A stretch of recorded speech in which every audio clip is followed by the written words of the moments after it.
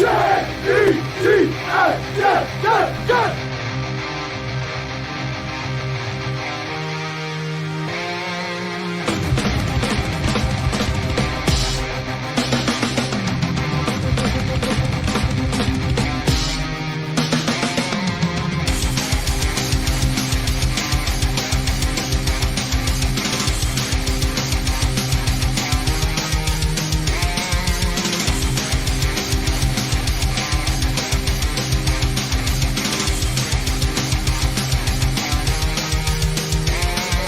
job today, man. One at a time, and we'll get the job done. Y'all know what to say. On three. 1, 2, 3. And the home of the Jets.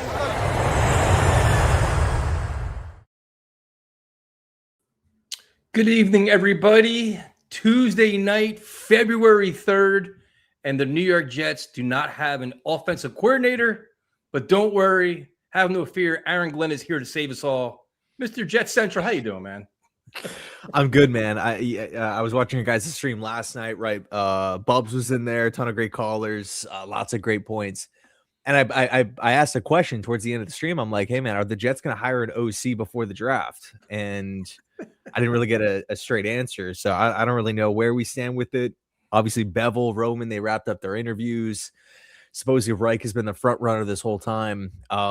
Where do you kind of stand on it, man? Like, it feels like it could go in a bunch of different directions. I have been a fan of this team for a long time, right? Not as long as you, but I can't really remember a search like this where, I mean, first week of February here, firing Tanner Engstrand so late into the process. And look, even if we land one of these guys, I don't really think it's the complete end of the world, but just the process so far just feels, optically speaking, like all over the place.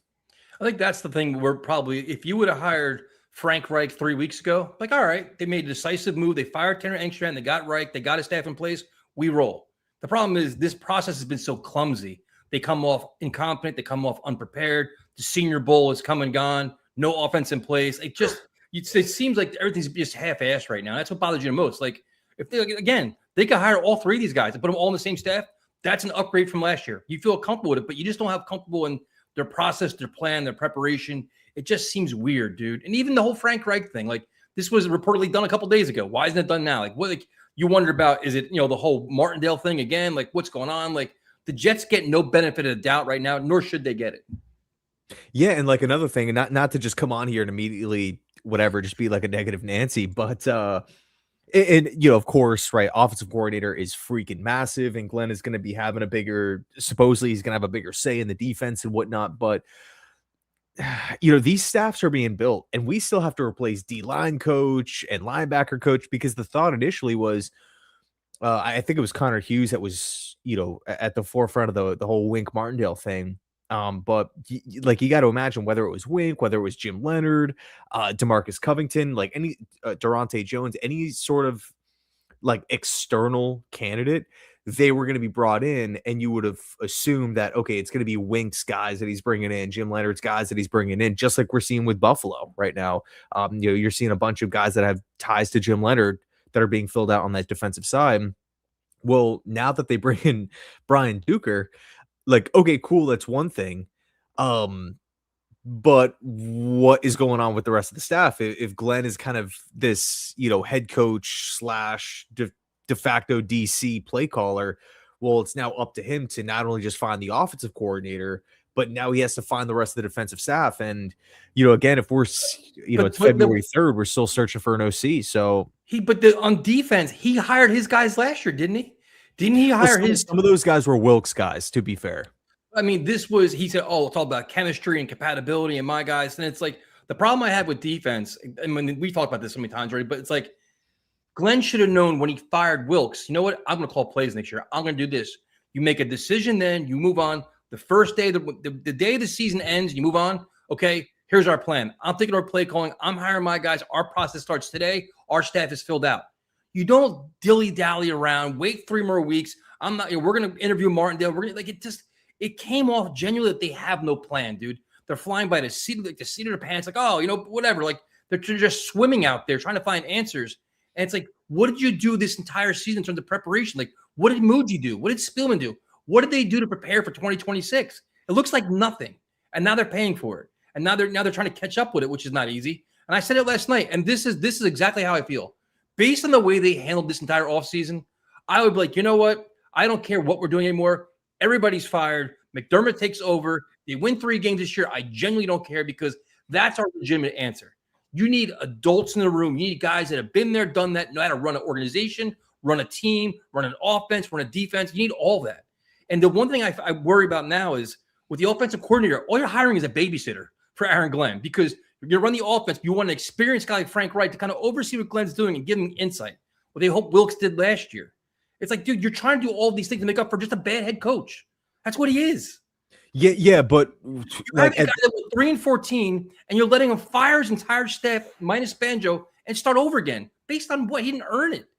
So now you're trying to find band-aids to make this season mediocre to justify keeping him for one more year. You're just trying to save jobs right now, trying to save face. All you're trying to do, let's try to win 7 games and keep our job. Not about winning Super Bowls or winning anything else. It's cover your ass mode.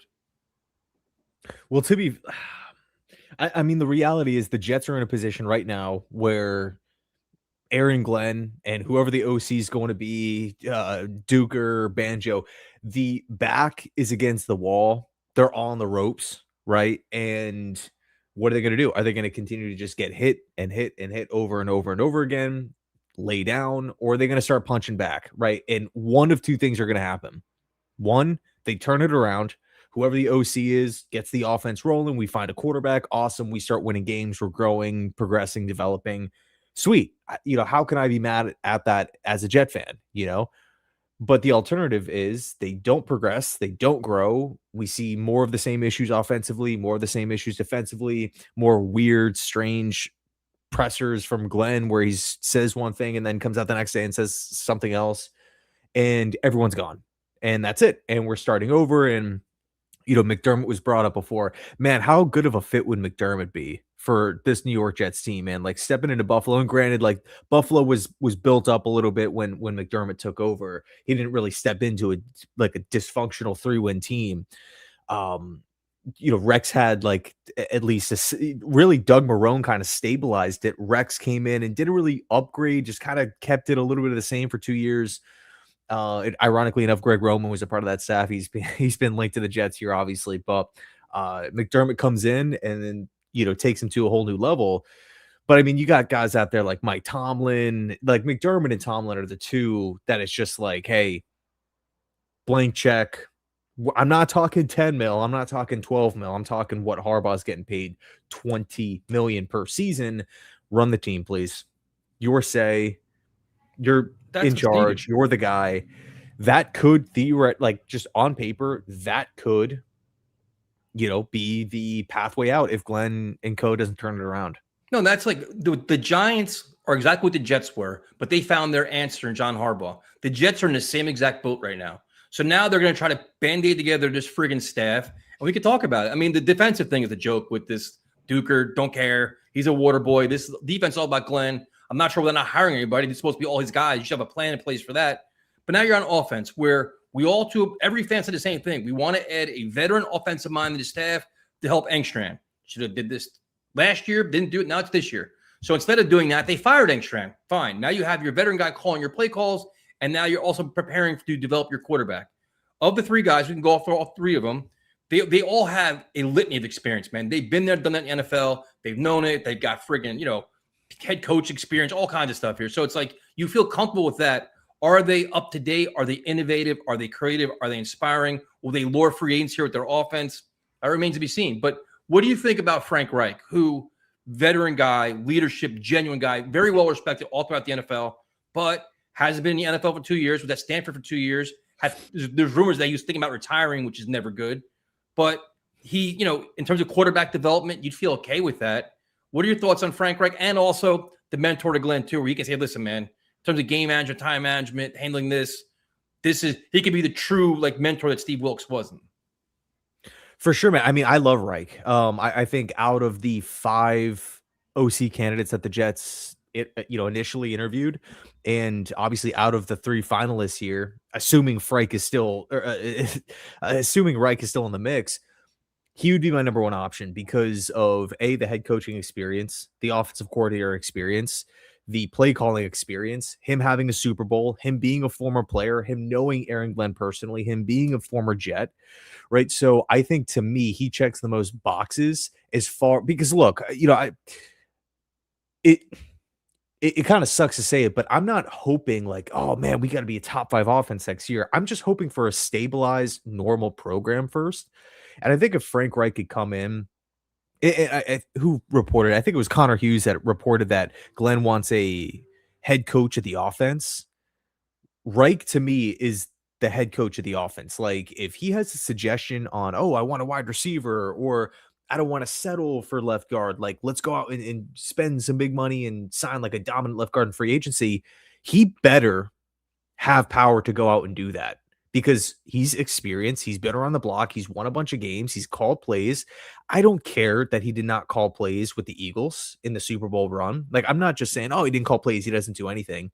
Just shows up to the facility and just, plays games to the computer. No, he's a vital part of that staff and got the head coaching gig with the Indianapolis Colts. And he called plays for 4 years there, where he was top 5 his first season with Andrew Luck in 2018 in points per game. Then Luck suddenly retires in preseason. Like you're thinking scramble mode. Like imagine if Josh Allen just retires in preseason or has a season-ending injury and they have to go to Trubisky. What do you think that offense would look like? You're going from a franchise guy, top 5 quarterback to scramble backup mode. Long story short, Brissett steps in and they were 16th in points per game. I know that number doesn't really sound like, oh, that's not like top 2, top 3, but 16th in points per game where you're week 3, you have to go to your backup for the entire remainder of the season. It's a pretty big change of direction from a coaching staff perspective, and they were still managing to score a decent amount of points, right?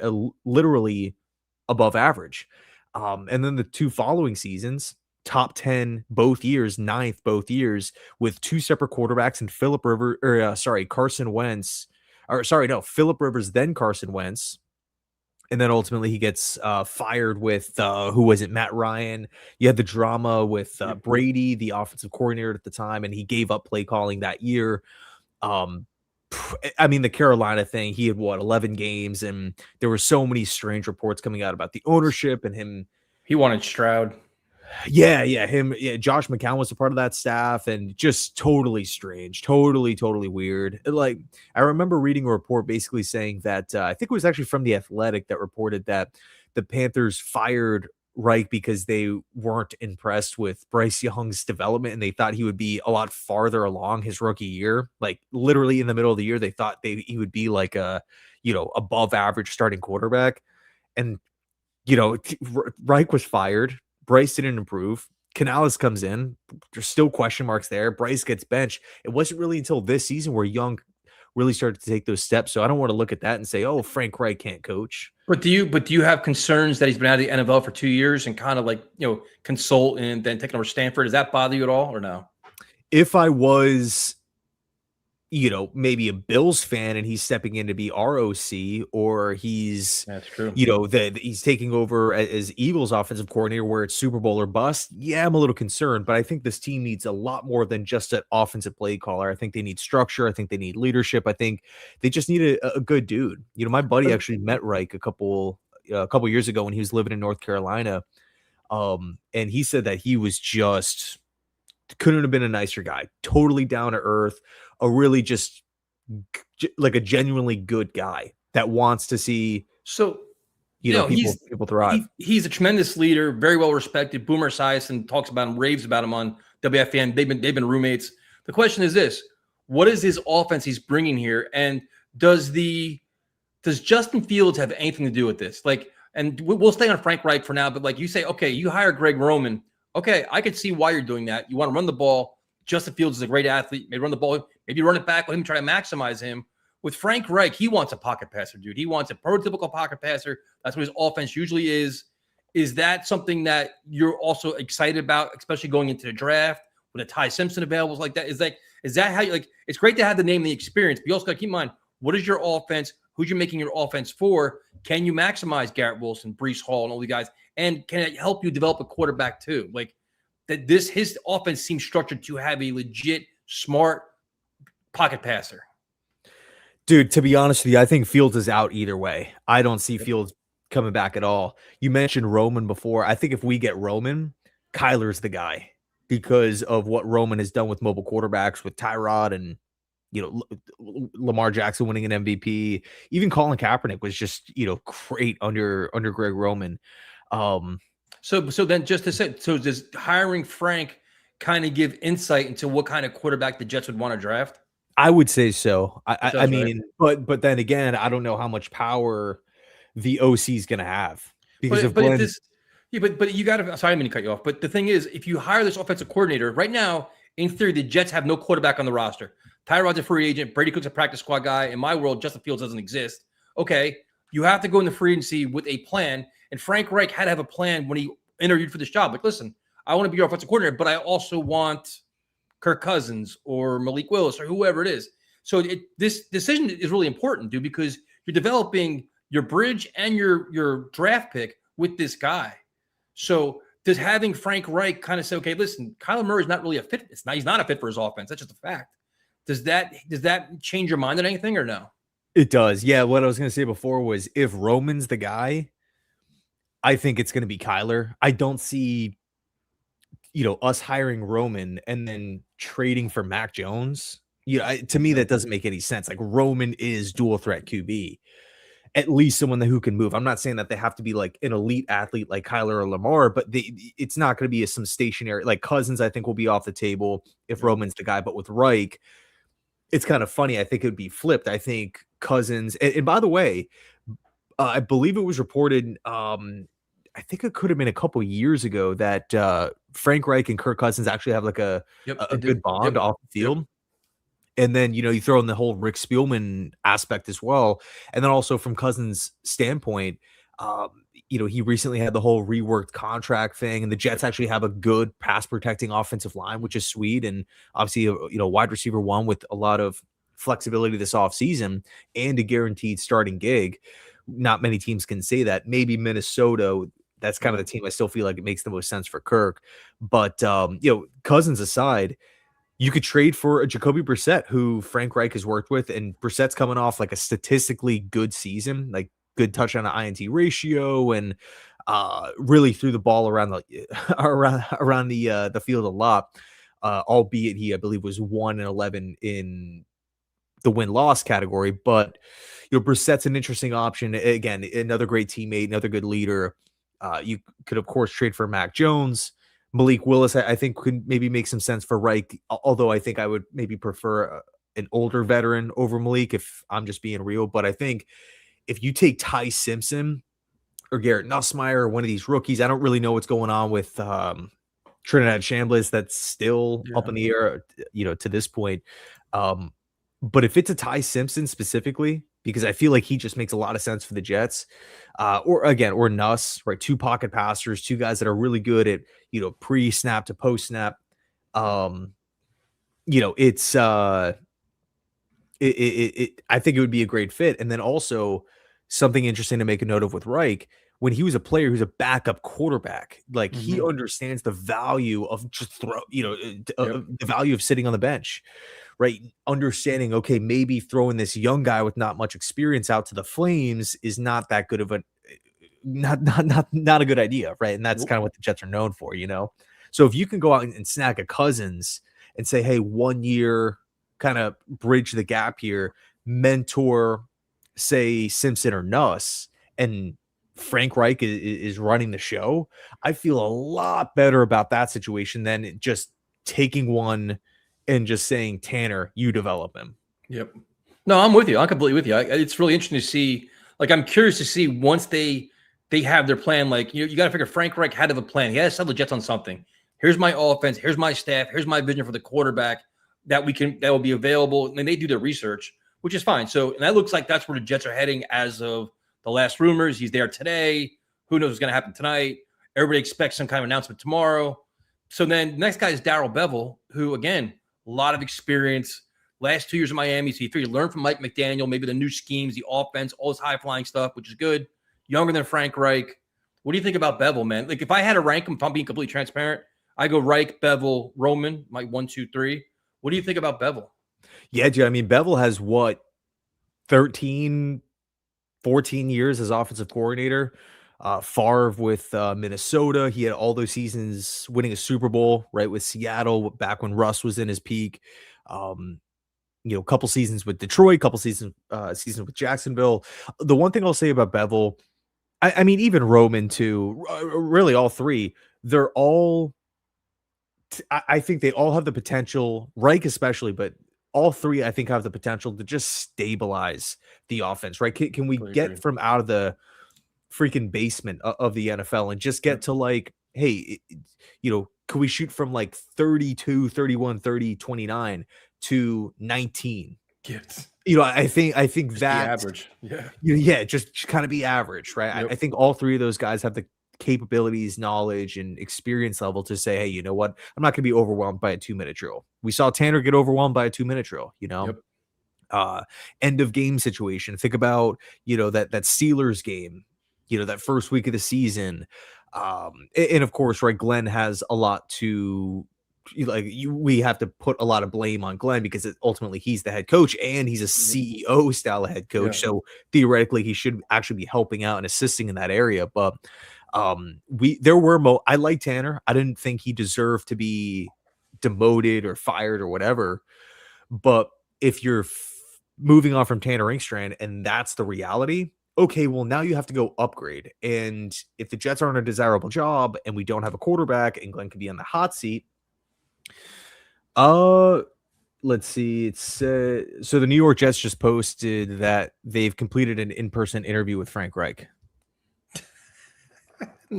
No kidding. We all know that already. So yeah, we'll see how it kidding.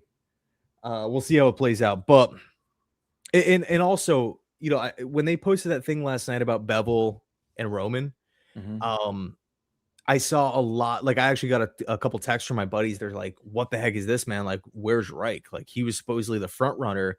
I guess Boomer Esiason said that he was on vacation, so that's why he wasn't like, involved in that singular post. But yeah, it should be awesome, or it should be interesting to see kind of how, what decision the Jets end up making. But I'll tell you what, man, we got to make a decision soon. Joe Lombardi just got scooped up, by the way, to Baltimore, so he's off the table. Matt Nagy's gone. Well, this is why you don't wait 3 weeks to fire your offensive coordinator. You act like a big boy organization and do it once the season's over. Like I said, this whole process has been clumsy. But if you end with the result, you get a veteran coordinator, great. But it comes down to, like with Darrell Bevel, what kind of quarterback matches his system? Like, would you feel comfortable saying, okay, listen, we're going to tie our future quarterback to you and your offense? That's kind of how I'm looking at it, at least, because in theory, maybe they're going to be here 2 years. I don't know. But this is their first, you're a young quarterback. This is their first impression in the NFL. Do you feel comfortable giving Ty Simpson Darrell Bevel? I feel more comfortable again, I like Tanner. I do. But I do feel more comfortable giving a young quarterback to an experienced offensive mind. It would be different if we had an offensive-minded head coach. We don't. So we need, and also, too, for what it's worth, we don't have a quarterback coach, too. And Charles London wasn't all that great this past season. Nope. So it's like, man, like we really need someone that's been around the block, someone that understands offense, someone that has a specific scheme, someone who's, again, called plays and isn't going to be overwhelmed and is going to have answers for questions, not only just regarding the quarterback position, but for every position on offense. So I feel better with Bevel, Reich. I don't really know about Roman. If you're a dual threat, I feel good about Roman, but not if you're not if you're Nussmeier or Ty Simpson. I don't feel great about we talked about Frank. Like, how would you compare Bevel to Frank Reich? Would you be like, all right, like say right now we say we have comfort with Frank Reich developing our young quarterback. We kind of know what his offense is going to be. You figure Bevel, we kind of know what his offense is going to be as well. Would you feel comfortable with that? Saying, okay, listen, we're going to tie our with you, man. You're our guy. You're like, would you feel cool with that, or you say, you know what, I still wish it was a little bit different? It's right there at the end, you kind of cut out what exactly. Like, are you feel comfortable saying, all right, Darrell Bevel is you're going to be our key to success on offense. You're going to develop our quarterbacks. We're going to ride and die with your offense this year.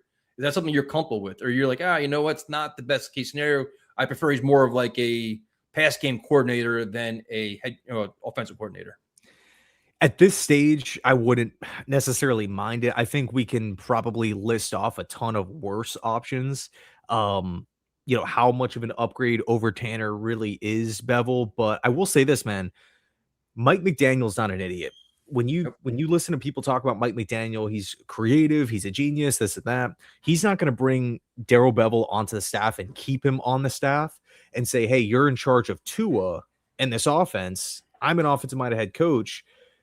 I don't see him going down that path if he thinks that Bevel was an idiot or he couldn't handle it or he didn't bring anything to the table. So I do think that plus all the years of experience back with, again, Minnesota, Seattle, and whatnot. And also, too, for what it's worth, Bevel, you think back to the whole Urban Meyer disaster. Bevel took over for Meyer and became the interim head coach.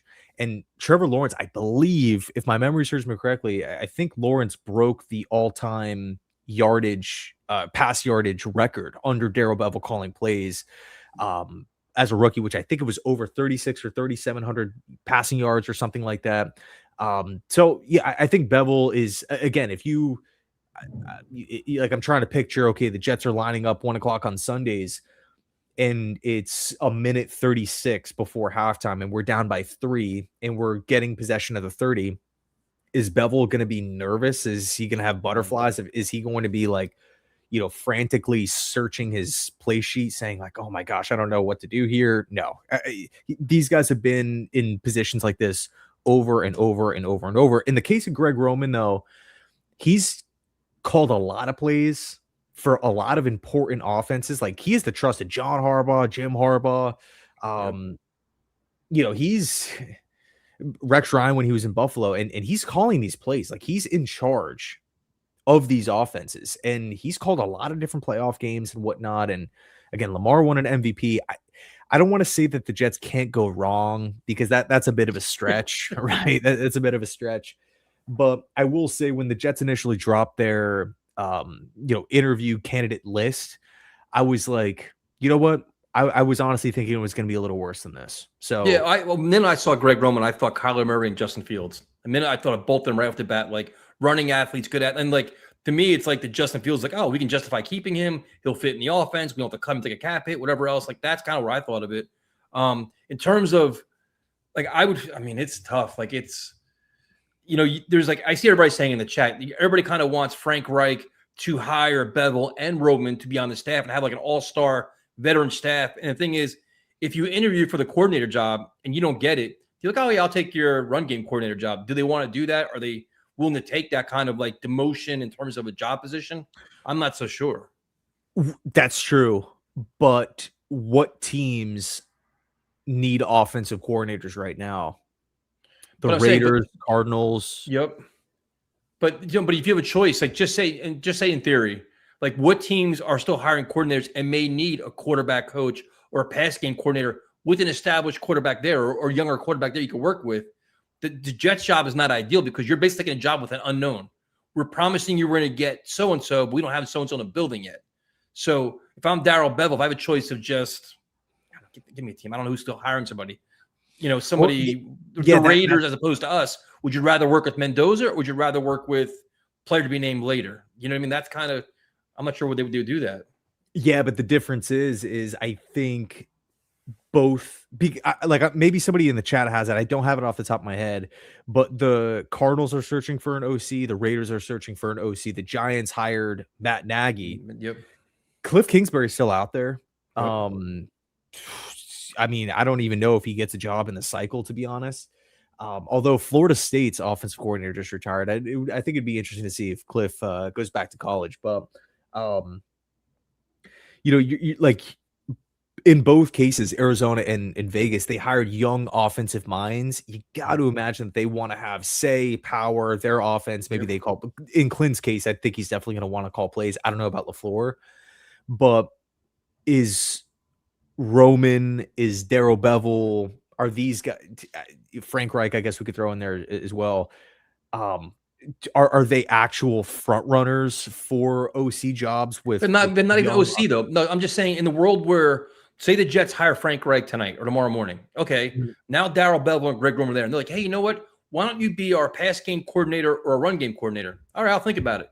But if the Cardinals call me, I may say no. I may want to go there instead. Like basing on being a pass game coordinator, I don't think it's a foregone conclusion. I'm going to stay. Like I may want to go to a better team that's got more maybe stability, continuity, better quarterback. Other than that, then it's not going to be instant. Like okay, I'll take a demotion and come back. I not just saying this because I'm a fan. I think the Jets are honestly a better job than both Arizona and Vegas. For a pass game coordinator?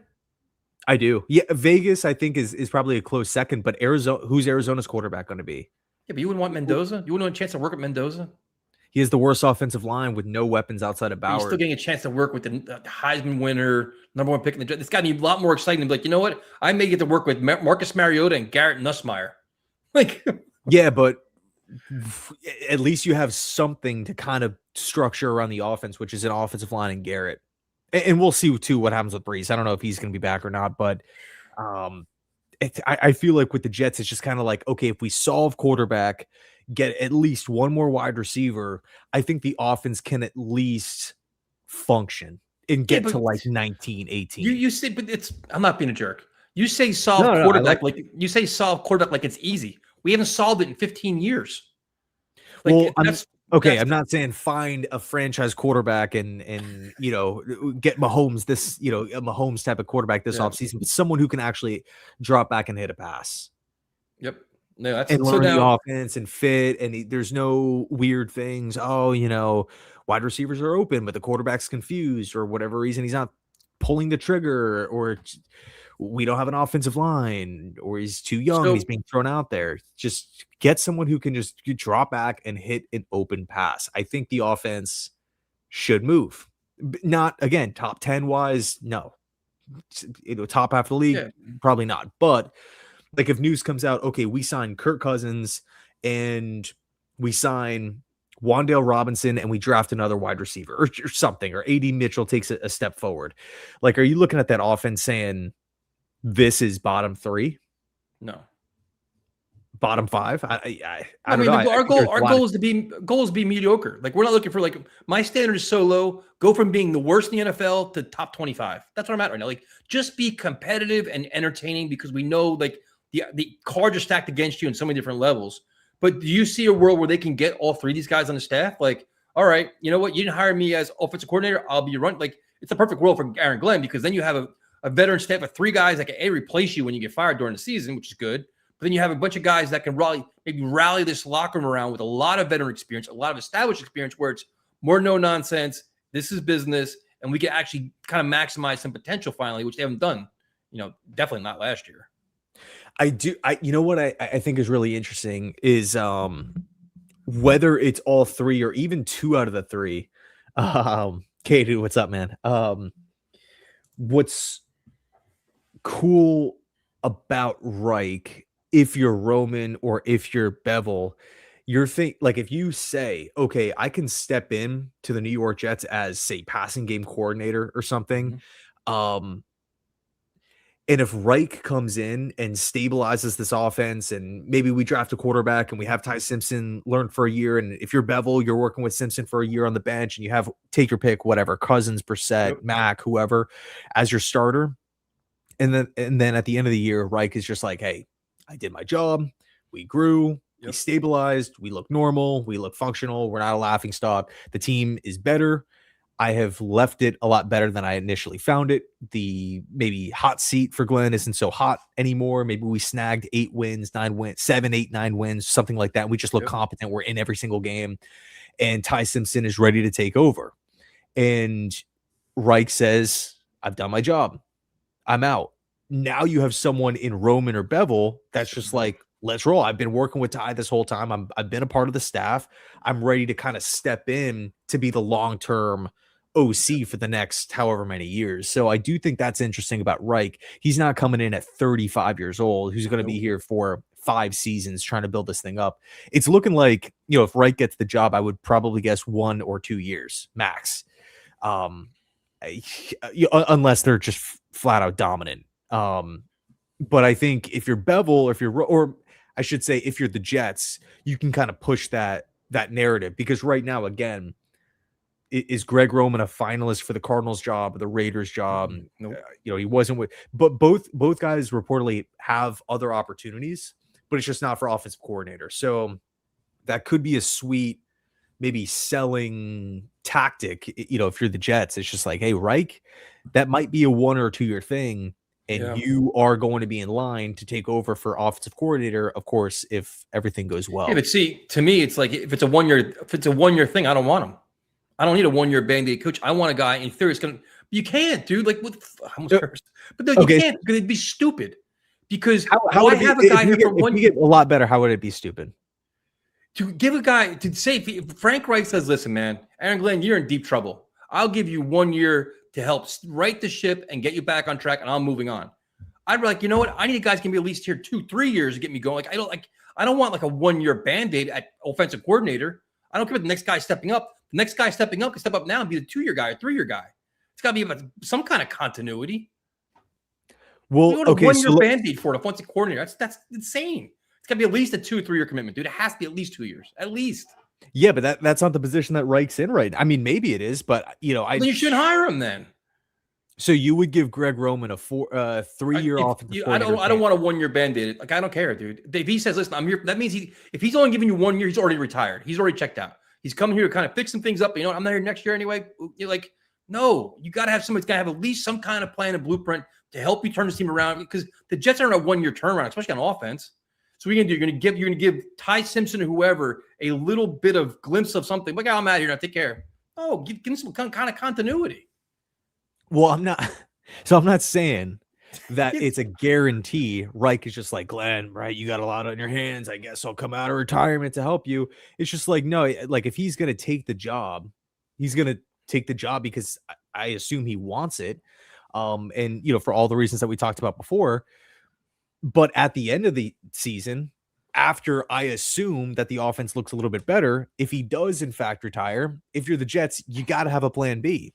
So I'm not just saying, oh, Reich, you might only be Reich. That's a conversation you have now, though. It's a conversation you have right now tonight with Frank Reich. Okay, listen, man. I mean, he's not 85; he's 64. Listen, dude, we appreciate you coming back. And how much energy and passion you have for this job?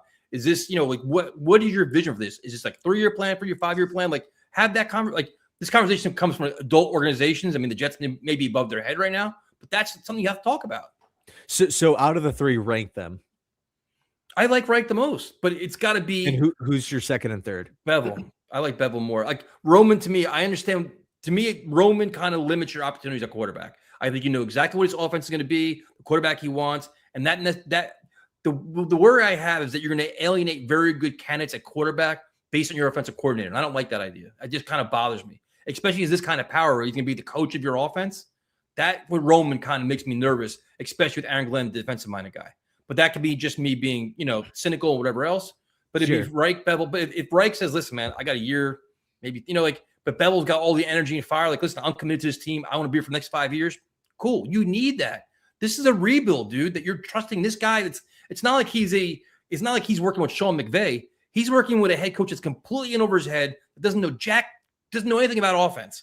So you're developing, the Garrett Wilsons, the Mason Taylors, the Breece Hall, Membu, all these guys. Especially you're adding another draft class. So I don't know, man. Yeah. So I mean, if you are whoever's making the decision, I don't even know, Woody, Glenn at this, I don't know. You're saying that you would rather take Roman over Reich if Reich says, "Hey, I'll be here for a year, maybe year 2, maybe 2 years." You're saying, never mind. See ya. Bevel. I didn't say Roman. I said Bevel. Okay. Not okay. All right. I'm saying, no, it's like I'm not like, I understand the Jets are in such a bad place right now that they're desperate. I'm not desperate enough to hire a coach that only has 1 year left. I'm not. It's just, to me, it's like, you know what?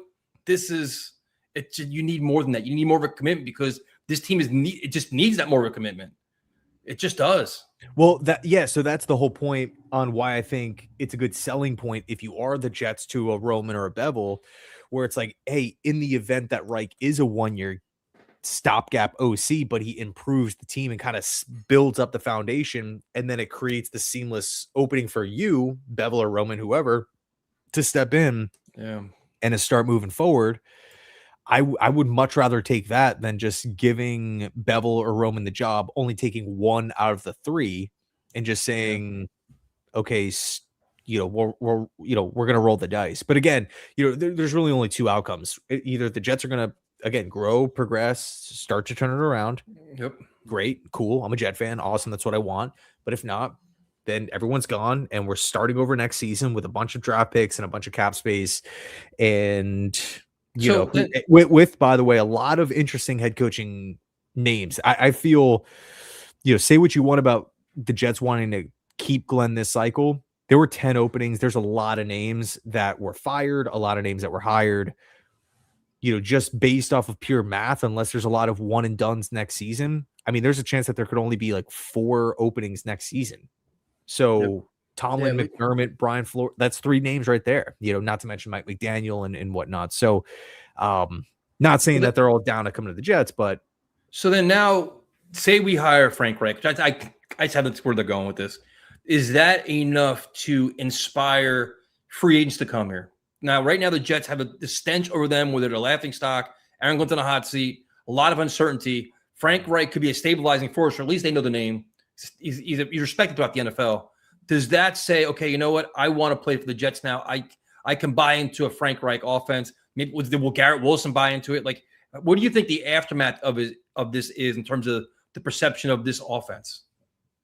I think Reich I'll frame it like this. I think with Reich, you have a better chance of adding free agents compared to if it was Inkstrand. Because with Inkstrand, you're like, I don't know what this offense looks like. What about compared to Bevel or Roman?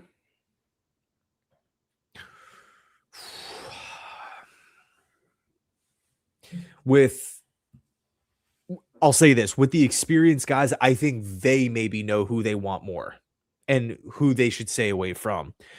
Maybe Ravens or Chargers, guys that Roman has worked with before in the past. I don't want to go down the Tua rabbit hole if Bevel gets the job. Nope. But you know what I mean, right? Like if Reich gets the job, as you were talking, I pulled up the Colts cap space, right? Because every team wants Alec Pierce. And they're saying that dude, by the way, these wide receivers are getting paid like crazy. Yep. Like Jacoby Myers is at $20 million a season. Alec Pierce is expected to get like $22-23 million a season to be wide receiver too. There's let's see, the Colts right now are at $35 million in cap space. And Michael Pittman is a $22 million, a $29 million cap hit with 0 guaranteed money. If Michael Pittman is cut from Indy to save that 29 mil and the Colts just say, screw it, let's just, take the majority of that, re-sign Alec Pierce, and we're moving forward with like an extra 5 mil in space on top of what we had. And Michael Pittman's out there and Reich's like, I think, I drafted you. Yeah. You come over to the squad. Like all of a sudden, like the connections are there. Like Frank Reich has been around for a decent amount of time. And, I think, again, with Tanner, it's no shot at Tanner because I like Tanner a lot. Like he seemed upbeat, he seemed positive, and I do feel for him because I don't really feel like he had a ton of work with obviously a quarterback and with all the injuries, and the defense was atrocious. So you're not really having much production or protection, from that side because you're essentially playing down, every game. So you now are asking this quarterback-less offense to get you back into the game. So I do kind of, and also Tanner's was learning on the job too. It's not like he had all the answers. So I don't want to make it sound like I'm anti-Inkstrand or that guy sucked and he's the reason. But no, it's like we moved on from Inkstrand. Now it's about, okay, you're hiring this veteran offensive coordinator. Can this hire inspire free agents to actually come here with a team that is labeled with a lot of turmoil and uncertainty and unhappy players for that matter? You got to figure Breece Hall isn't all that happy, whatever else. So it's like, does that change the win? Like, does hiring Frank Reich calm Garrett Wilson down? Like, you know what? This may actually work. I can buy into this. Or he's going to be like, you know what? This is a retread. I'm not really buying. We're going nowhere. What do you think the reaction is going to be to this? To Reich specifically or to all three? Reich. Yep, to Reich. I think the experience matters, man. I do. I don't want to sound like, oh, Frank Reich's this top 5 OC. We just got McVay. The Jets are outsmarting everybody. Obviously not. But to show up and say, "Hey, I have over 30 plus years of experience. I've called plays. Oh, I've played. Yep. I've won. I've won a Super Bowl. I've been a head So you think coach. it makes I've it done makes it that. more I've done that." attractive? So it's a more attractive team to come to with him in place. I would argue yes. Do you think that applies to all of them? Like I saw the one thing from Javid, he says Roman still attracts more than Engstrand as well because he's obviously not the most exciting or inspiring hire, but he's been more successful in any OC we've had in the past decade. Yeah, I mean, I would agree with that because I like Roman to me has like a bad rap online, but at the end of the day, like the accolades to me at least, no one's saying Roman's perfect, no Yeah. one's saying he's great, but he has the trust. Like John Harbaugh, Jim Harbaugh, they're not going to say, "Hey, take Rex Ryan." They're not going to just throw the offense at Roman and say, "Hey, you do everything, please." Yeah. If No, they don't I agree. believe in the guy, if he sucks or if he's incapable of doing it, he has a lot of years under his belt. And again, I keep coming back to the experience thing. I hope it doesn't sound like a broken record, but there were just too many times last season where I just felt like the Jets in game were Yep. slow to adjust, or a fourth down call sucked, or a fourth down decision. When not to use the timeout, when Yep. and when to maybe challenge a play or something, like just kind of those in-game. I felt like overall the Jets were decent at challenges, but just the in-game management stuff, certain like big play calls, like 3rd and 9s, and we're just handing it off and punting, like just certain situations were just weird where I felt like 2-minute drive stuff before half, where I feel like a Greg Roman who's been in this situation 100 times and Frank Reich who's been in the situation 100 times, they're not gonna look at it and be like, oh, get all frantic and weird, or if Glenn is frantic and weird, Yeah. you can look at Reich and be like, dude, chill. I got this. It's easy. We've done this a million Many times. times. And I also think the experience will also help in game planning.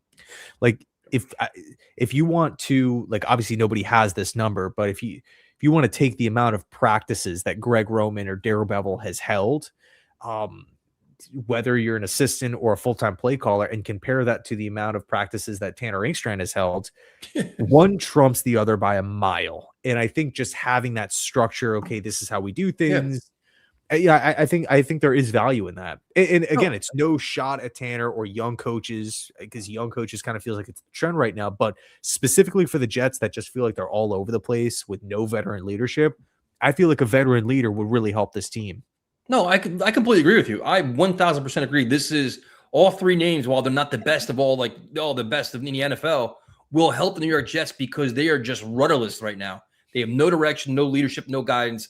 They'll have a blueprint, they'll have an offense, they have a scheme, they have a plan for the quarterback. They know exactly what they're doing and how they want to do it, which says a lot because the Jets don't have that. They didn't have that last year. You can say whatever you want about Engstrand. This is just a fact, especially with a defensive-minded head coach. So I don't mind any of these guys because I know where the Jets are right now. But now it's okay. This is part A.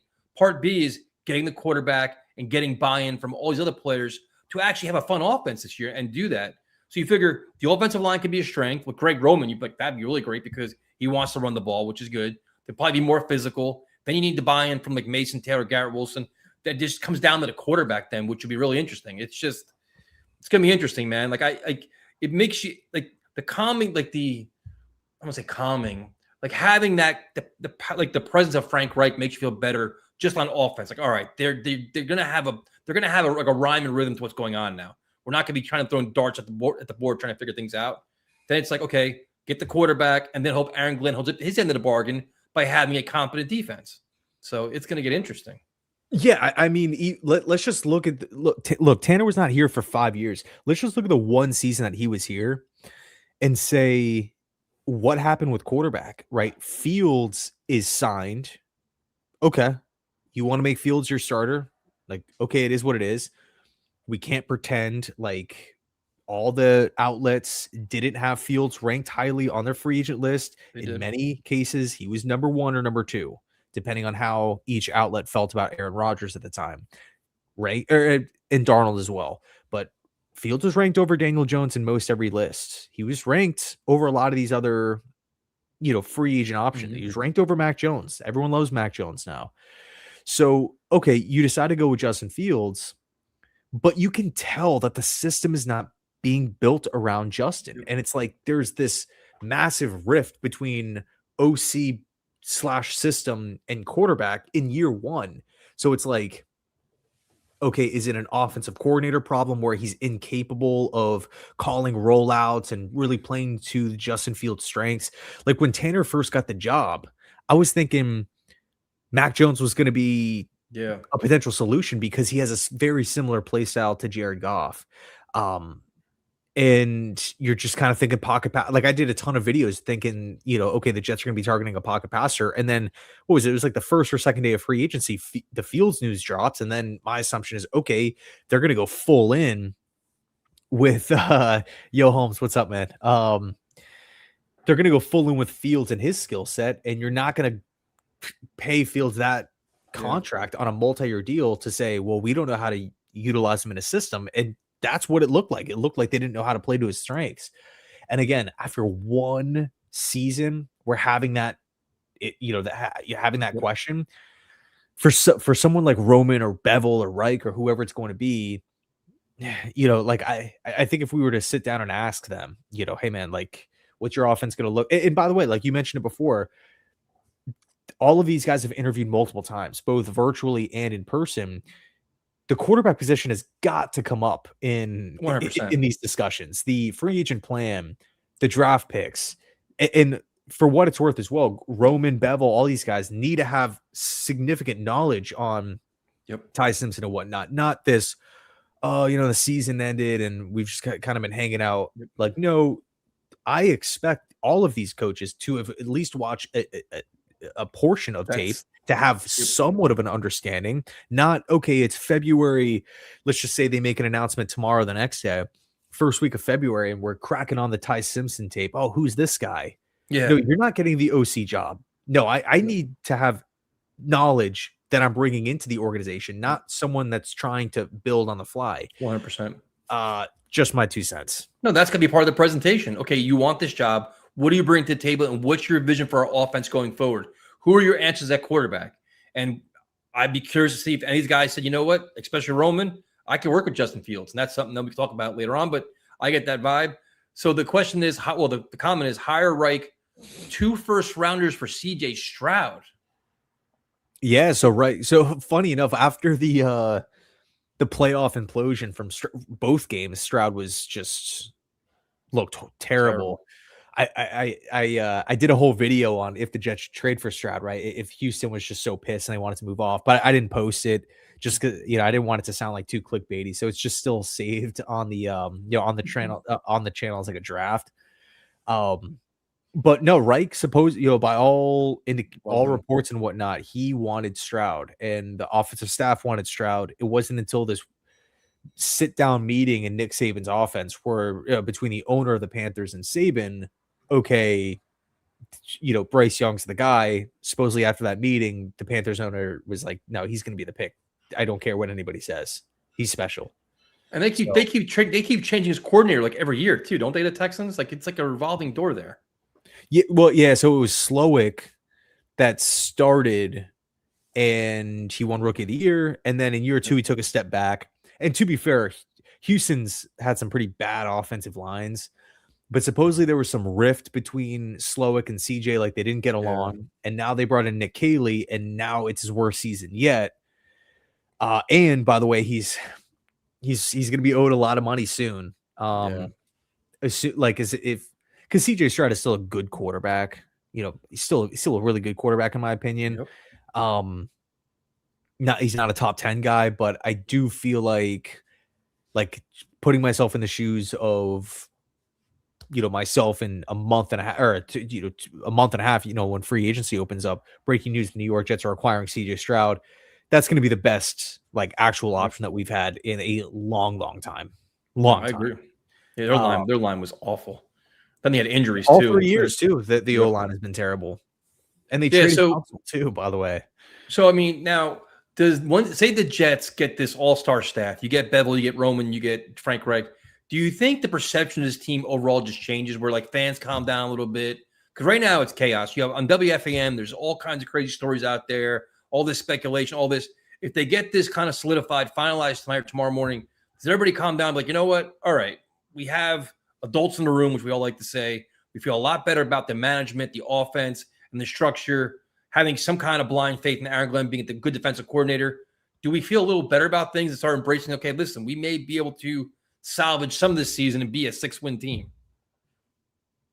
Dude, I'm shooting for higher than 6 wins. I think we could get to 7-8 next season. That's my hope. That's what I think is going to happen. I'll say that, dude, when free agency opened, I knew it was coming. When free agency opens up and the signings start coming in, you're buying back in. The excitement's, I think, overall going to be like, could see this Jets team starting to get a little bit better. Year two of Glenn and stuff like that. But, what's interesting is like this whole process has been, man, it just feels like disorganized and it's been clumsy. But in the end, if we end up with, let's just call it Reich, right? Because Connor Hughes continues to push that he's the front runner. But if we pretend like, okay, Black Monday hits, the Jets just clean house, they fire Inkstram, and then in 3-4 days, they announce Frank Reich is the offensive coordinator. I think a lot of fans would actually be pumped with that. But because this process has been so weird and Inkstram was fired late and you have the rumors and the reports, oh, Glenn's staff this, Glenn's staff that, there's communication issues and they're panicking and they're interviewing a bunch of guys virtually, and you had the whole Wink fallout, whatever happened there, who knows. It just kind of feels like they're stumbling across the finish line.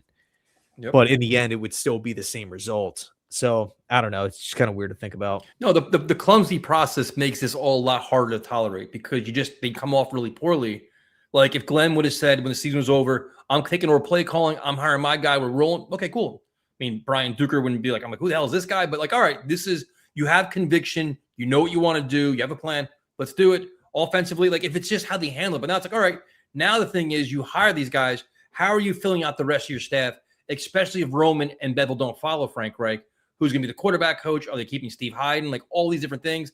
It gets interesting. But it's like, okay, you got to find things. Next thing is, how does the NFL perceive this team? Okay, they've made some changes, some surprising moves. What free agents want to come here? According to several people, agents are saying the Jets are not a desirable location. Nobody wants to come here. Like that's what the next step is. The buy-in from free agency. Can you add vital pieces to make you competitive? And that's mostly a quarterback. So then, that's your day one of free agency. And that to me is what's going to either get me excited or be like, you know what? Another one of these years, we know where this is going. You can't get a competent quarterback. You probably need two, right? You want at least two because you kind of want to hide your rookie quarterback where he's not forced to start. That's kind of where I'll get my buy-in will come in is they can bring in some quarterback that'll be, not suck. Yeah. I mean, I would argue, well, the point about like, oh, the Jets are an undesirable spot. You can make that argument with almost every bad team. And every year money talks, so that is an element. Now you can say, oh, the Jets have had the losing streak or the playoff drought and this and that, and Glenn's on a hot seat. That's fine. But I would argue that the Jets are in a better position to sign free agents with, I'm going to assume we sign one of these veteran OCs and we don't have a Martindale sort of moment. Than if we would have kept everybody on staff. If we were going into year two with Charles London and year two with Steve Wilkes, year two, dude, I would much rather take my, roll the dice on new candidates or even Glenn just saying, hey, I'm calling the defense because he can now pick up the phone and talk to all these former Lion players that are supposed to hit the market, right? Robertson at corner, DJ Reader, Anzalone, and these guys, along with maybe, just guys that he feels like would honestly fit his system, because at the end of the day, it's going to be his system. It's not going to be this 50-50 between him and Wink or him and Leonard or him and Durante Jones or whatever. It's just going to be, or him and Wilkes, right?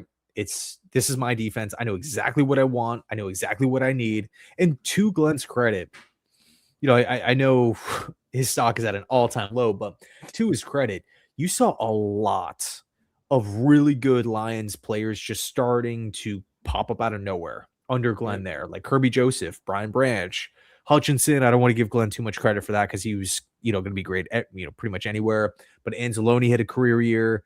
Lee McNeil at D tackle. Like you had all these kind of random guys not only just say, okay, you're a starter, but you're an above average starter. There was always problems with corner. But yeah, I But see, mean, that comment pisses me off though, because you saw players in Detroit getting better, and Glenn oversaw a defense last year that actually got worse, and your best players getting worse. And that's true. He sat back and watched it. Yeah, that's true. Yeah, the whole judgment thing. But if I wanna try to push back a little bit, Go for just, it. just for the sake of argument, for the sake of devil's advocate, when Glenn did take over Detroit initially, he inherited a bunch of Matt Patricia players and they weren't good and they didn't fit his system. And he was forced to, like, that team was so built into the Matt Patricia defense that he was just like, I can't even run the system that I want. Almost like when Greg Williams took over the Jets, he's like, I can't run my system because it's so built and so ingrained for the old, regime that I just have to kind of make do with these players, and it's going to take 2 off seasons to really like get these guys in the mix. So just for devil's advocate purposes, I figured I'd bring it up. Like I'm just doom and gloom on everything right now. So I just hate everything, and I hate this team. Now today, there's a lot. See, right now the Jets are like the punching boy for everybody. The punching bag for everybody. Everybody's taking. There's stories coming out of nowhere, and Darren Muji doesn't want to be here anymore, and all this stuff out there. And to me, like, we got to ask a couple times about it. I don't believe any of it because I cannot see a world where Darren Muji is openly walking around saying, you know what, I can't stand working for the Jets. I can't wait to get out of here. But, I just can't see any of this happening. So some of these reports out there right now, I just think are ridiculous. I know Craig Carton came back and debunked most of it, saying, listen, I know all the sources. Darren Muji wasn't even at the Senior Bowl, like all these different things. But some of these stories now, I just think are just people just throwing things out there, man. I think the Jets are dysfunctional, but the stories that came out today, I don't pretty much believe any of them. Yeah, I don't really follow a lot of the Northeast, a lot of the New York media to begin. I like Samini and Hughes and whatnot, like the beat reporters I do, but none of the talk shows and stuff, just because I'm not there. Like I don't have like access to it. I didn't grow up on sports radio at all, so I don't really listen to it. But here's the thing about the Jets. We know that they're an easy target and they're a punching bag. Yep. And so in essence, you could say anything about them, and someone would say, not that hard to believe. You know what I mean? Unfortunately, it's just where the Jets are at. Whether the thing is true or fake, like, basically, if I shot that story over to my brother, he'd be like, okay, like I could see that, even if it was completely fake, And then the second thing is, the Jets are not a leaky ship anymore. Saleh, JD, leaks all over the place. Yep. Like no one had a clue about the whole defensive coordinator thing. Nobody's, we're searching for an offensive coordinator in February. Tanner Engstrand's job security was not mentioned. None of these Frank Reich was mentioned, but nobody had anything on Darrell Bevel. Nobody said a word on Greg Roman or Curry or Lunda Wells. It was just complete silence. So, to have an organization that's not leaking freaking anything, to have that organization's general manager say how much he doesn't want to work for the team, openly saying that, not only is it just, a little kind of tough to grasp, but also whoever's leaking that makes Muji look bad. Because if you're another team, it's just like, okay, yeah, I understand, or whatever. The Jets are in a weird spot and they're traditionally not like a well-ran organization, but you don't go around after becoming, I'm going to assume, a millionaire here. Yep. We got a basketball trade. Clippers are trading James Harden to Atlanta. The Cavaliers. Oh, Darius Garland going to the Clippers. Sorry, I saw breaking news pop up on my phone. But if you're Muji and I'm going to assume a millionaire now in year one as general manager, and you're going to be openly like blasting the owner to like external people and external sources and media members and stuff, like, to me, it's like, okay, even if Muji's right and the Jets are a dysfunctional organization, I don't really want someone like blabbering like it's high school drama. You know what I mean? Yeah, so, I think there's a couple things. I think when they empowered this staff to trade Sauce Gardner and Quentin Williams, that kind of shows you the faith that Woody Johnson has in them. Like, listen, no matter what, you made trades all season long. You got Briggs, like you got all these players, Harrison Phillips. They made a lot of moves where how does Moji not like that? You know what I mean? Like you had the flexibility to do all this. You have a ton of cap space, a ton of draft picks, and I just can't see it happen. It doesn't make any sense to me at all. And especially a good way to ruin your career in the NFL is to be out and about bad-mouthing your team while you're still hired by the team. You're still employed by the team. So I just don't see any of it. And like you said, I think right now the Jets are an easy punching bag where it's like, you know what? Rip Woody Johnson, talk about dysfunction, talk about chaos, and everybody's going to believe it, which is fair. They deserve it, and they've earned that. But in this scenario, I just don't see it, dude. Like Glenn and Muji could probably be arguing about, who they want to hire, who they don't want to hire, because they're desperate to get this team improved as fast as possible. And that's fine. I'd rather see them both be combative and try to get the best solution than both be yes men. Okay, yes, and go with the flow. Debating or whatever else is fine. You got to figure it out. But the stuff that came out today, I was like, man, this is it's just, could be clickbait, could be all whatever else. It's just kind of capitalizing on the Jets' poor handling of this coordinator search. Yeah, and two other quick points. Number one, if you blast the Jets in the media, there's a saying, Jets for clicks. 100%. Cowherd, all these different shows. If you rip Stephen A. Smith, all these, if you rip apart the Jets on national television or on a national platform, you're going to have a lot of engagement, clicks and views, and all this stuff, because it's like a poll, a hot take and stuff like that. So that's one. And number two, the Giants hired Matt Nagy today, and that's not going over well with Giants fans on social media. Nope. So again, I'm not up there. I don't really dive into the whole like Jets versus Giants media war, like who is favored public, who is liked more in the media, or whatever, like the whole optics of it. I'm so far removed from it. But could that be a divert, switch from the Giants hired Matt Nagy, and John Harbaugh is traditionally a pretty loyal head coach and believes in process and whatnot. He's not going to can someone after one season. So it's looking like Nagy's could potentially be there for 3-4 seasons. And you have, from what I've seen, the majority of Giants fans freaking out about it, saying like, whoa, I love Harbaugh, but Matt Nagy's the one. And supposedly they didn't offer Cliff Kingsbury the OC job, even though he interviewed for the job, meaning he didn't get it, and they chose Nagy over Cliff. Could that be maybe a diversion? Hey, don't mind the Nagy stuff. Look at the Jets; they're dysfunctional. Yep. Yeah, no, it's like now it's just like it's silly season where you're just take advantage of the Jets while you can, because they're down and out and they don't have many answers until we can provide some answers. Like, all right, we hired our coaching staff, we hired this, we get the free agency. I think that's when this calms down. But the reactions today were wild, dude. I was like, man, this is I just want this over with. Just hire the guy, get it done. Hopefully it's done by tomorrow and we could all move on. I'm really curious to see the press conferences, dude, because the way this all went down, Aaron Glenn has to be on point, because he could really talk himself in circles in this one, because the process was flawed. The process didn't make any sense for the defensive coordinator or the offensive coordinator, especially coming off a poor season where you should have been better prepared. So I'm really curious to see how Glenn handles this, man, because this media is going to be after him, rightfully so, dude. You talk this big game. It's not, your preparation looks like it's off. He's got the it's going to be fascinating, dude.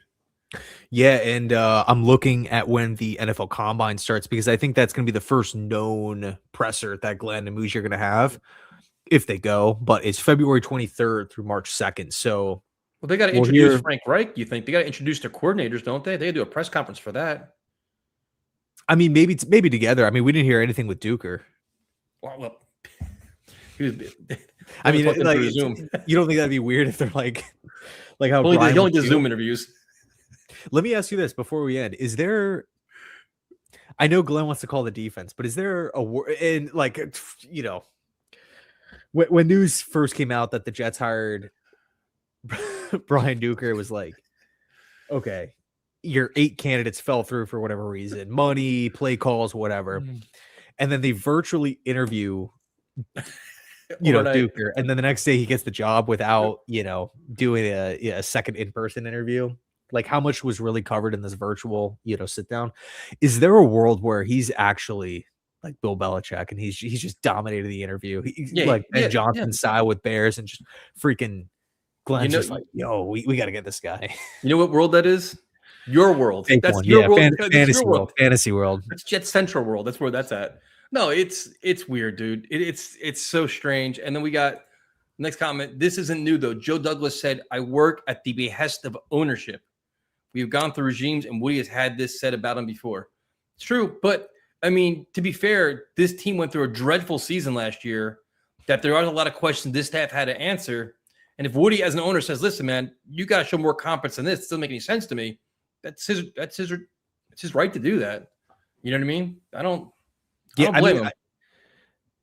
I always look at it like if I was the owner, man, if I owned a football team, like I would want to be in the draft room. I would want to be firing everybody. hey, like, what are you guys thinking type of thing. Now, of course, Woody's a freaking billionaire, has a million things going on, and like the Jets are not probably the top priority, just a guess, but it does I don't want to say to Woody's credit, but it feels like he gets involved and starts like you start seeing Woody's name pop up when the Jets are horrible. Yep. Like when they are coming off a 3-win season, or like you didn't hear anything with Woody Johnson when JD first got the job when he was overseas. It wasn't until 5 or 6 years into the Douglas regime where Woody's you start seeing his name pop up, and the Jets were not even making playoffs is one thing, but they weren't even a 500 team in the 6 years that JD was there. And then he leaves and the team is still in a disaster. It's also roster holes. He also gets mentioned when you're bringing a Wink Martindale for an in-person interview where it's a foregone conclusion he's getting the job. And all of a sudden it's like, oh yeah, we're not going to hire you. Aaron Glenn's calling plays. Where like things are just handled so stupidly. The obvious natural reaction, like, well, something must have happened. Woody Johnson probably said, I'm not paying him $5 million a year. You got to do this yourself. Or he gave him a budget saying, because every staff has a budget. You're allocated this much money for your staff. Okay, I got to pay all these guys you just fired. Wonderful. Now you only pay $5 million, Frank Reich, whatever, $4 million. This guy, like, no, I'm not giving you this allocation where Aaron Glenn may be like, well, if you're not going to pay these guys because Leonard's not going to come cheap. None of these guys are coming cheap, especially for this team. Then you know what? I got to call the plays. That conversation should have happened in friggin' January or late December, not now. But when that kind of stuff happens, that kind of incompetent process, that's when Woody Johnson immediately gets entered to it.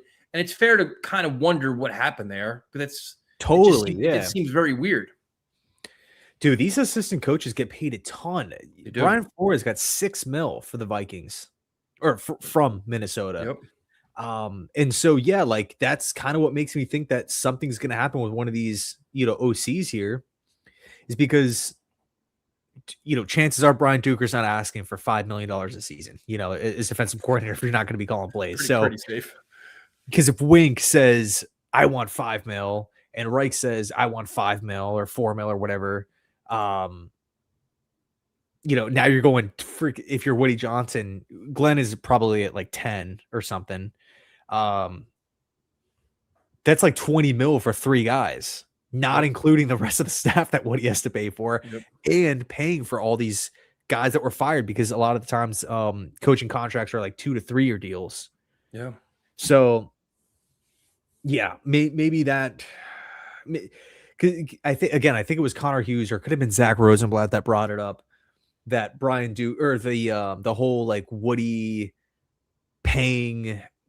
not wanting to pay Wink because he's a defensive guy or something, and Glenn's a defensive guy, and so they opted for Duker because he's not going to call plays, and he's worked with Glenn before, not calling Duker a yes man, but he's just like, okay, you're just gonna be an an extension of myself. You're gonna be like my right arm in game planning and play calling and stuff like that. My right pinky. Dude, imagine this defense gets turned around and Brian Duker's taking like head coaching interviews. I wish for it. I hope for it. Let him be a complete genius, bro. Michael LaFleur didn't call plays for the Rams, and he just got the head coaching job. By the way, you know who's linked for the Cardinals DC job? Take a guess. DC. Oh, DC. Take a guess. Martindale. No, are you serious? Yeah, I saw that today. Oh my goodness. Duker is going to clean up the Dookie. This is. I hope. So, we'll see what happens, man. It's just there's so much going on right now. I just want it all just done. I want to be over with it, and we can start talking about free agency plan, kind of matching up what the offense is going to be, what players are available, are there any trades going to happen? I'm just curious to see how these press conferences go out. You know, how Glenn can answer it, how Muji answers it, Woody Johnson, who can never talk his way out of a paper bag, how he handles it, and then the players too. We figure, well, you know, does this impact Breece Hall at all? Where does Breece Hall, who kind of has to be unhappy at this point, being a Jet, does Frank Reich being hired and like this staff, especially Greg Roman, does that inspire him to say, okay, listen, if they tag me, I'll be happy here? Like, can you sway his stance? Not saying that we know that he doesn't want to be here, but does that give them any kind of confidence they want to stick around for one more year to see if they can get any productivity? Yeah, that would be my selling point if I'm the Jets. Like, hey, you know what? Reich is going to be the guy. We're going to pay him whatever he wants. Boom, get him in the building, and he's going to stabilize. He's going to have a say in free agency. He's going to have a say in the draft. You want to talk about head coach of the offense? Okay, I want decision making and play calling, and it's going to be his offense. And if we draft a young quarterback, that would be my preference at this point. If we get Reich, if we don't get Reich, I don't know. But if we do get him and we go with that veteran Cousins, Mac Jones, Brissett type of option, you bring that guy into the mix. You draft whoever you want in the draft. Probably not going to be Mendoza. Again, who knows what's going to happen with Chambliss. Yeah. But you bring that rookie in, you sit him for a season, you have Reich develop him. Well, at the same time, Reich has added a Roman or a Bevel to the staff. He's a part of it. He's also working hand in hand with getting the offense back on track. But again, it's Reich's show. But he's also there watching the development of, let's just say, Ty Simpson, right? And then if Reich wants to come back, sweet. If he wants to leave, okay, it kind of sucks. But now we have someone who knows the roster, who's been on the staff, and we kind of have talked about this before, dating back a year. Okay, you know what, Reich could only be a 1-year thing. So Roman or Bevel, you can now step in, and it's going to be a seamless process because, again, you know the team, you know it works. You're not stepping in and saying, slamming down a brand new playbook and saying, all right, guys, I got to learn everyone. But does that convince Breece Hall? Does this process convince Breece Hall to stay here this year? Do you think, like, if Breece Hall wants to leave, Breece Hall can leave? There's way too many good running backs in free agency to where I'm diving into a massive contract for, like, I would offer Breece Hall what he deserves.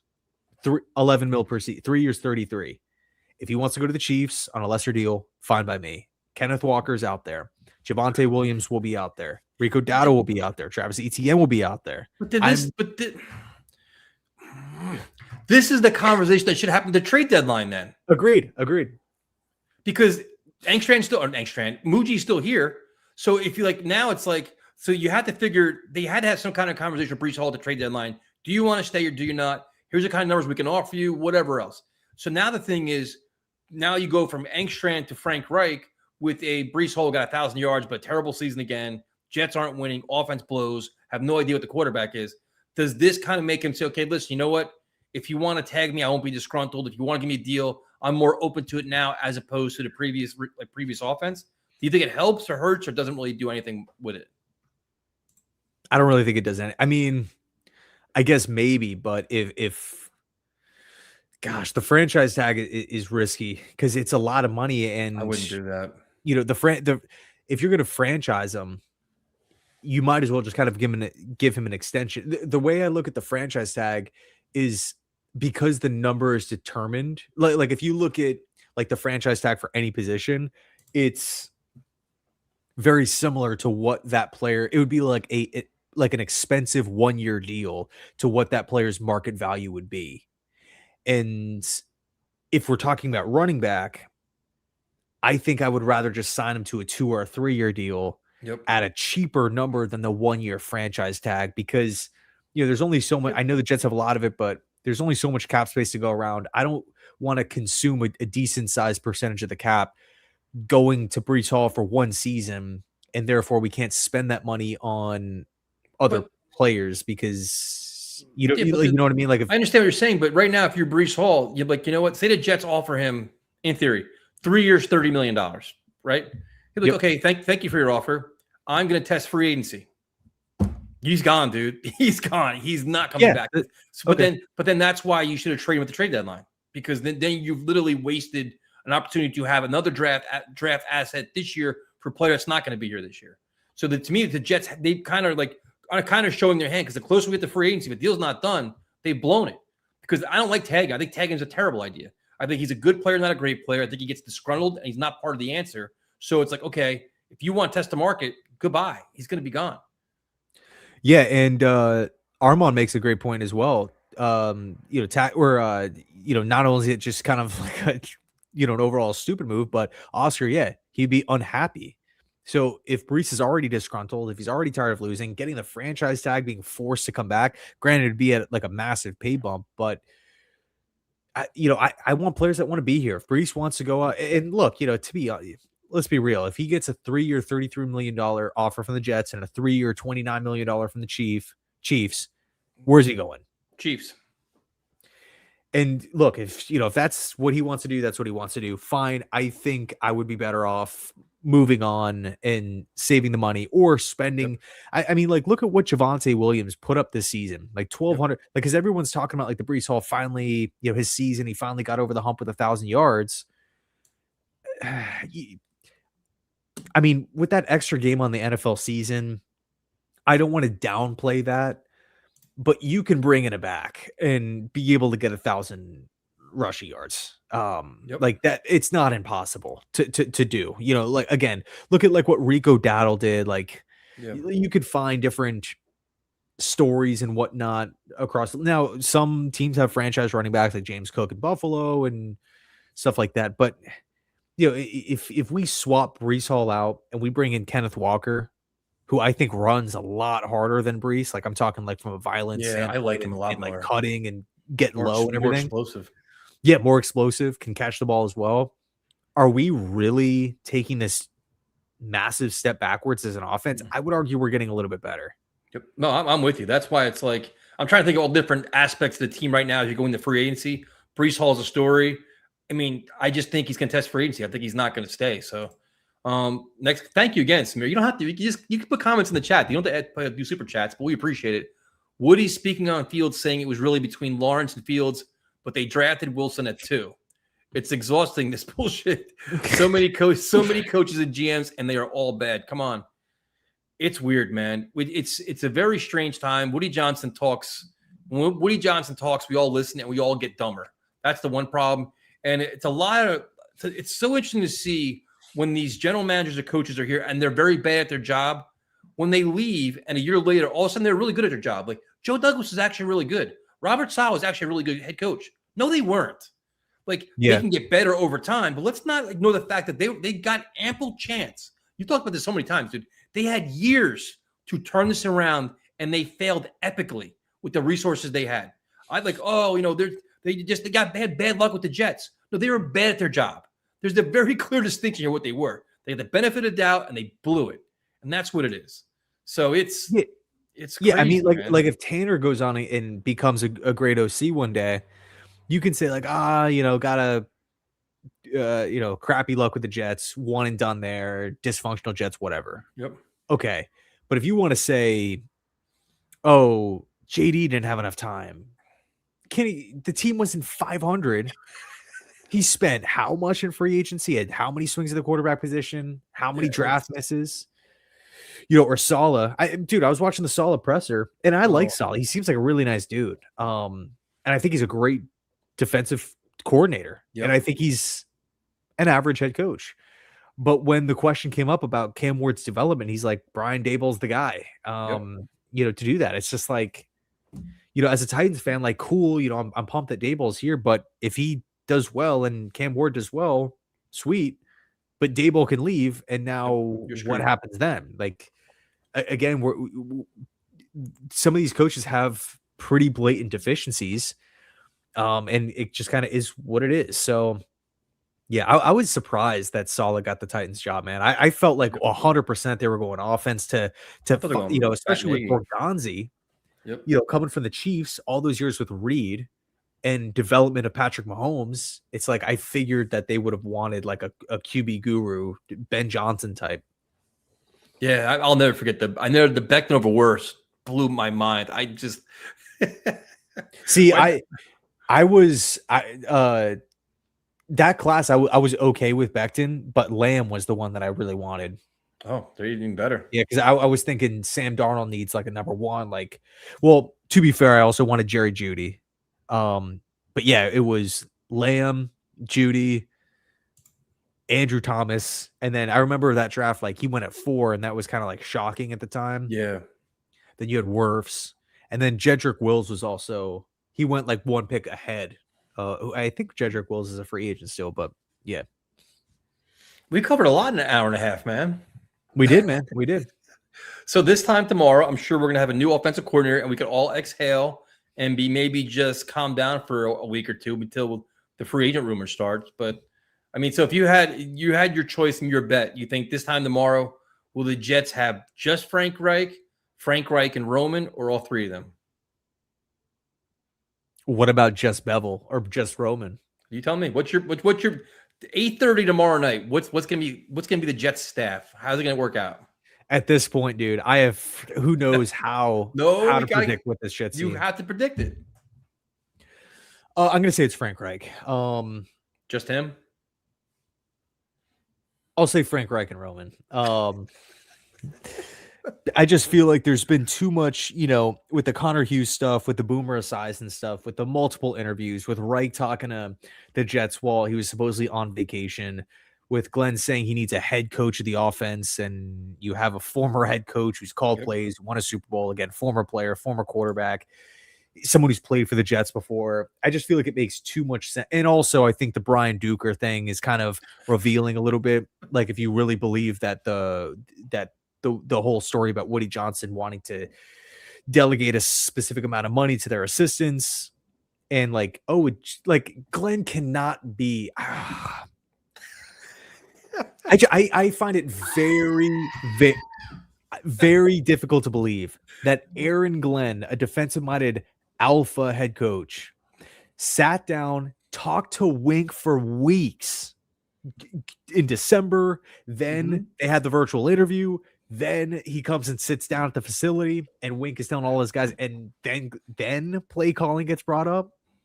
There's no play calling needs to be talked about within the first 15 minutes, dude, in my personal opinion.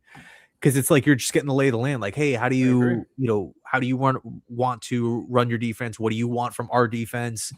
Going over your background, how you envision certain players.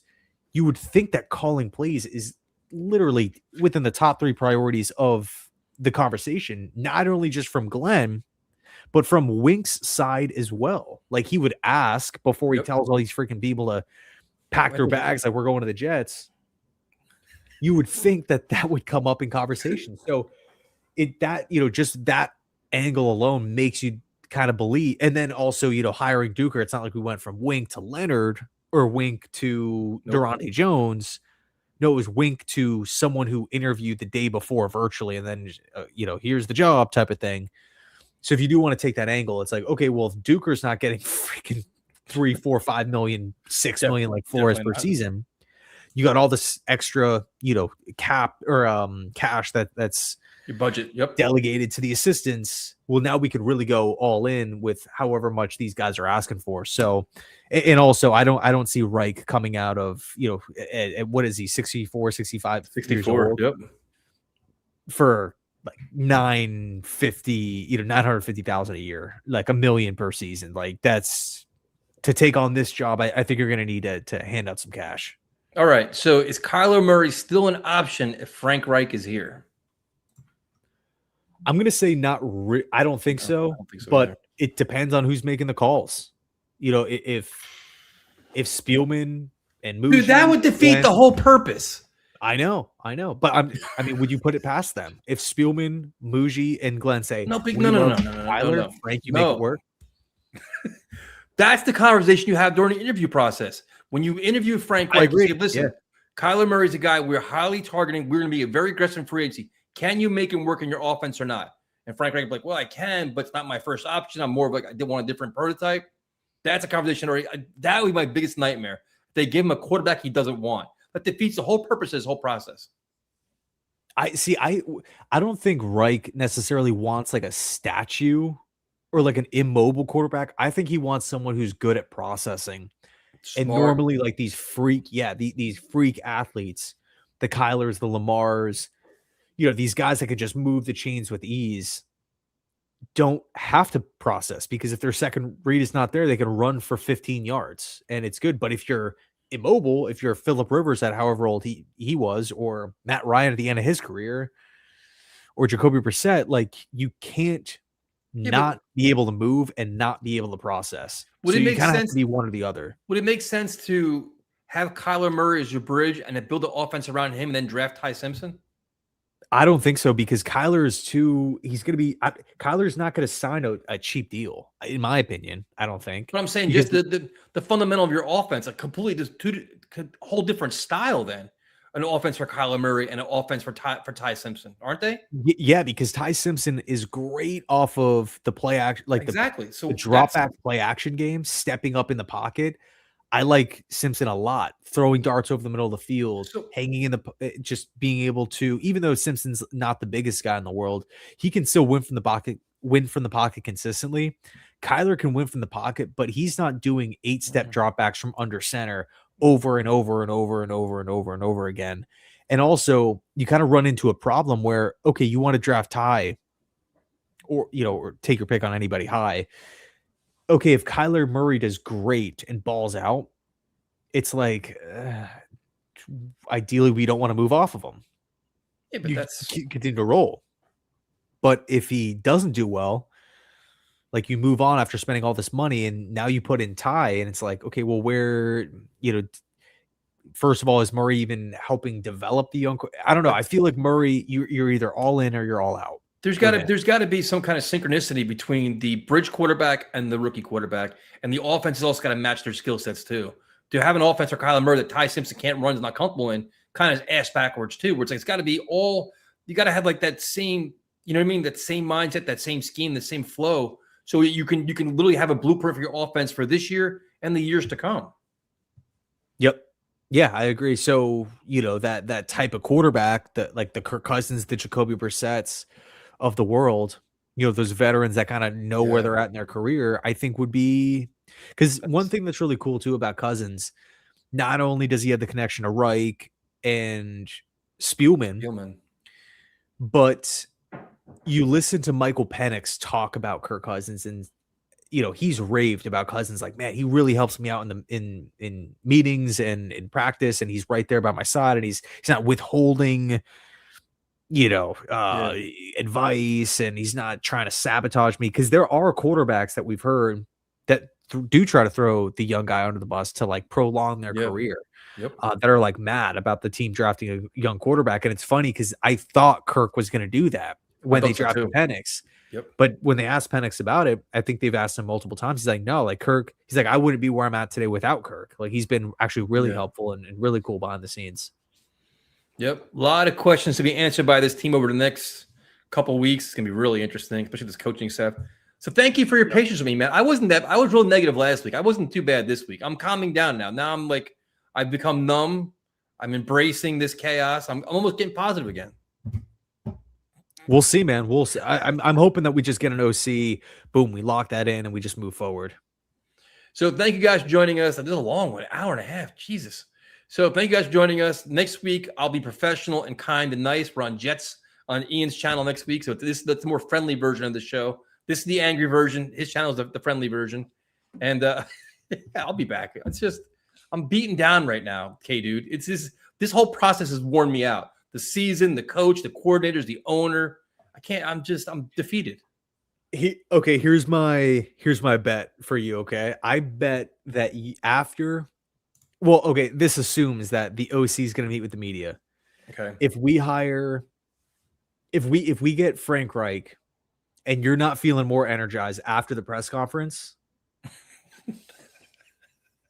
man, I don't know what the bet should be, but that's my take. I think you're gonna be a lot more positive after you hear. Well, I guess we have to assume that Frank gets the job, because I don't really know how inspiring Bevel is. Roman, I think can provide some light here, provide some energy, but Bevel, I'm not 100% sure. But with Reich, I mean, man, I love listening to Reich talk. Yeah, K1 jersey. Well, and your Super Bowl prediction? Hawks, man, Hawks. I think I'll blow better team, better roster. I love Drake May as a quarterback prospect, and great season. But to be honest, like, the opponents that they played, the implosion by the other teams. I think there's a real question too, by the way, about Justin Herbert in big games. Hasn't won like there's some major questions in my personal opinion. With Herbert just completely collapsing. I mean, you had the CJ Stroud implosion. Of course, no Bo Nix and Stidham throwing that pick at the end of the game. God, Seattle's not. I don't think Seattle's going to be making those mistakes, and I think their defense can win them the game. No, I agree. I think it could be a blowout. I think they're going to beat them up. They're just a better team, both sides of the ball. I'm hoping to, because I hate the Patriots. So thank you guys for joining us. An hour and 35 minutes. I don't know what we talked about. I'm sure I'll get negative feedback tomorrow. So next week, his channel, 7 o'clock. Hopefully we have a whole new staff we can embrace, discuss, talk about happy things. So like he said, where is this at? As MD says, peace out, people. We'll talk to you guys next week. J-E-T-S,